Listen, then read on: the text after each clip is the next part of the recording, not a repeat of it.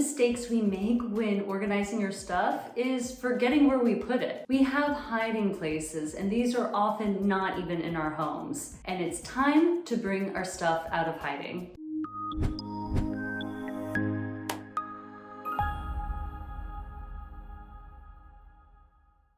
I'm Dara. I help people live a more minimalist lifestyle so they can focus on what matters most without getting overwhelmed along the way. If you're looking for a simpler life, stay tuned for more videos like this one.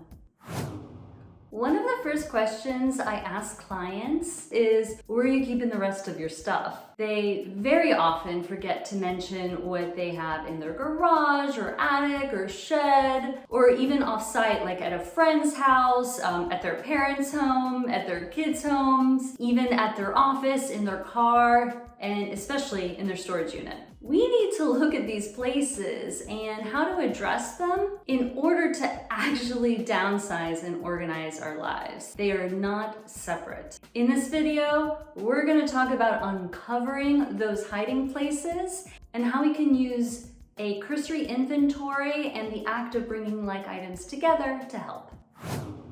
Our hiding spaces not only contain stuff, but they actually contain information. So I invite you to ask yourself these questions. Is your stuff scattered among different homes? Do you know where your hiding places are, but not what's in them? How long have these places gone untouched or unaddressed? Are you spending money on these hiding places? Are you slowly realizing as you watch this video that you have hiding places you didn't even realize you had? Take some time to analyze, to explore, really think about the answers to your questions, and most importantly, the reasons behind them. After you've done that sort of meta exercise, we can dig into a cursory inventory. A cursory inventory is actually a very early step in the process of simplification. This happens right after we create a vision for what your new space will look like, really thinking about what your goals are and what you're looking for. The cursory inventory is really the first active step after that. When you're doing a cursory inventory, we're trying to be general, but not too general. You're not listing every single item, but you're looking at broader categories to make sure that you're not missing anything. Because often, aside from our hiding places, we actually just forget some basic things that maybe we don't have top of mind. So you do this by going through your entire home space for the items that are there. So for example, when it comes to categories, it's all very specific to your own circumstance. If you have like tons of outdoor recreation equipment, you might have a category that's about a certain outdoor sport that you play. But if you don't have a lot of that equipment, you just have a few pieces, just calling it recreation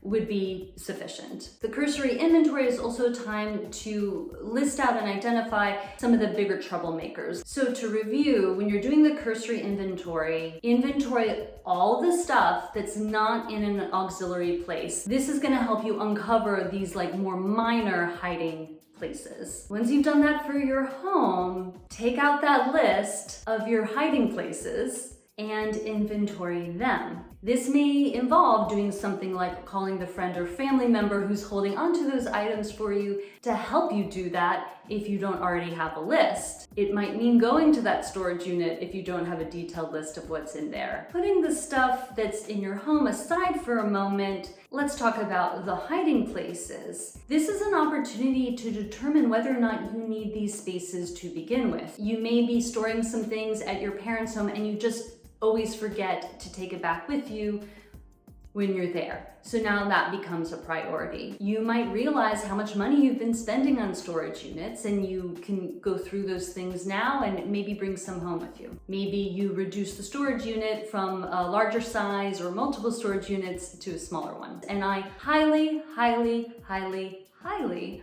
recommend keeping all of your stuff in your home. There are definitely exceptions, but they should be very deliberate and have really, really good reasons behind them, especially if you're spending extra money or your stuff is not easily accessible. This resolution is twofold. One, make every possible effort to eliminate these hiding spaces. And two, for these extra spaces that will remain, be sure to include them in your cursory inventory. And as a reminder, for some of these smaller hiding places like cars that are often filled with stuff, for example, in your car, you might need a charger for your phone, a bag for trash, and maybe some quarters for the meter. But you don't need camping gear, a bunch of jackets and clothes that you never bothered to bring inside, the library book that you never returned. Be very specific that these auxiliary places really only have items that need to be there. One of the reasons we do this cursory inventory is because one of the next things we're doing is bringing like items together, and we can't truly do that if we have stuff elsewhere.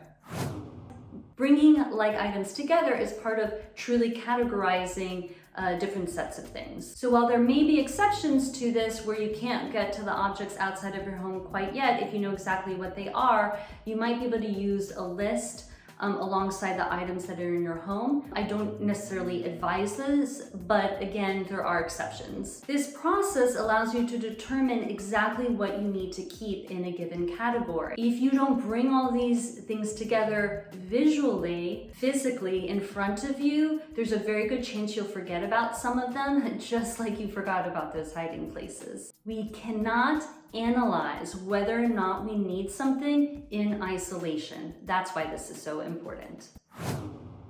Preventing hiding places is the surest way to a simple life. For the most part, we want things that we interact with on a regular basis. And when we don't acknowledge something, like something in a storage unit, it still has a weight. Just because it's out of sight, out of mind, does not mean it's actually out of our mind. This is a very real and problematic issue that we can only truly overcome if we bring our things out of hiding. For more information about minimalism and making your life easier, don't forget to subscribe and click the bell to be notified when a new video releases. And if you enjoyed this video, give it a like so I know that you're listening.